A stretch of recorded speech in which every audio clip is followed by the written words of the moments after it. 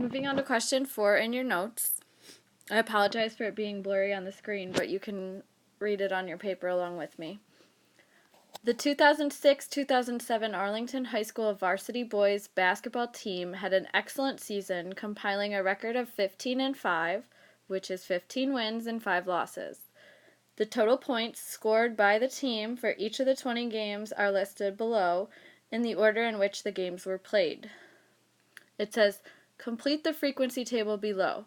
Before I can make a histogram, I need to know how many data values are in each of these intervals that they gave me. So they gave me intervals right here.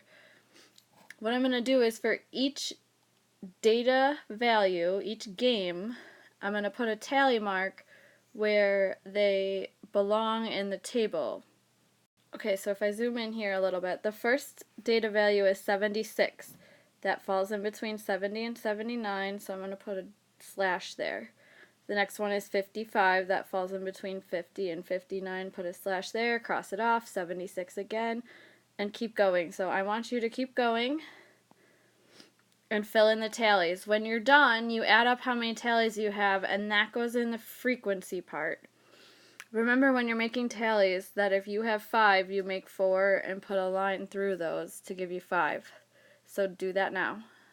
This is what you should have gotten. Now, how do you know that these numbers are right in your frequency column? How many total games should I have? Back in the question, they told me I should have 20 games. So if I add those up, I should get 20.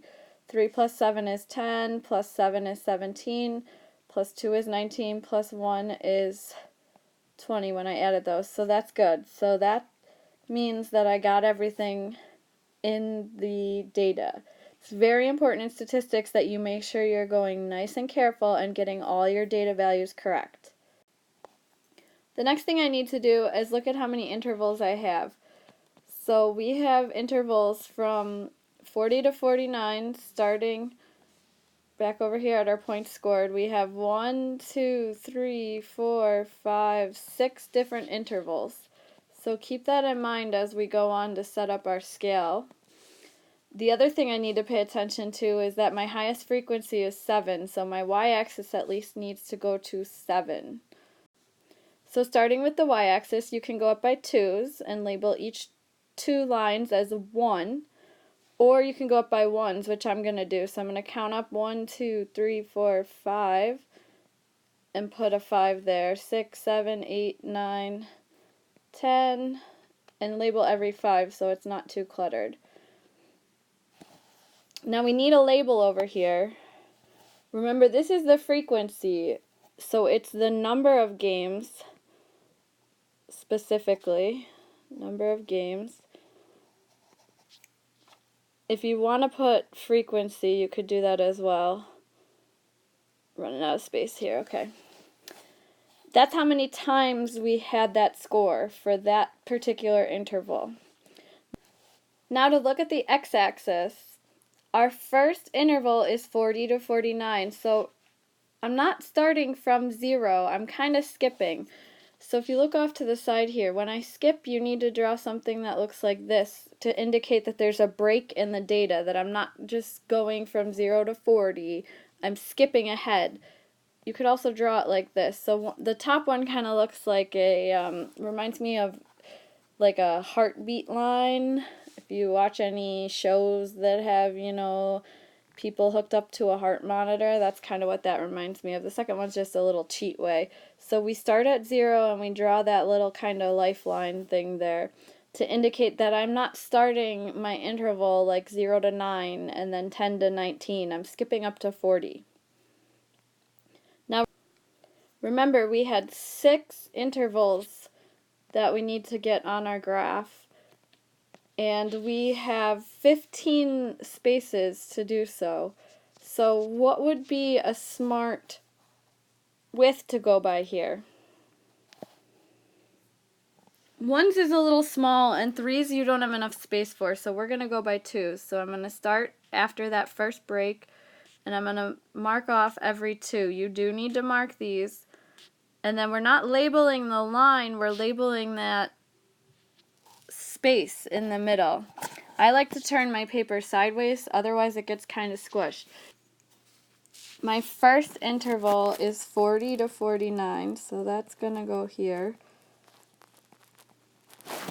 My next one is 50 to 59, and you do need to label all of them down here. This is next one, 60 to 69, and so on, 70 to 79, 80 to 89, and then 90 to 99. It's okay that we have extra at the end, don't worry about that.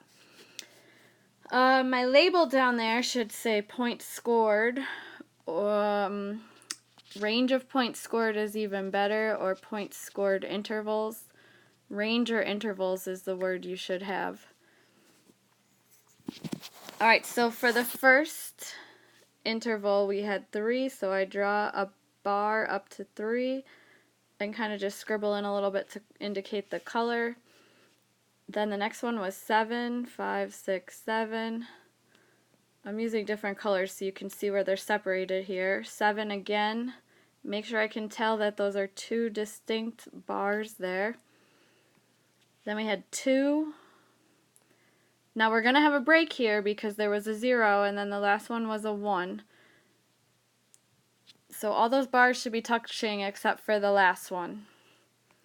And then the last thing we need here is we need a title. So our title, something that might be good, Arlington boys varsity basketball scores. If you want to be specific, you could even put 2006 to 2007. That's a little specific. Okay, so there's your histogram.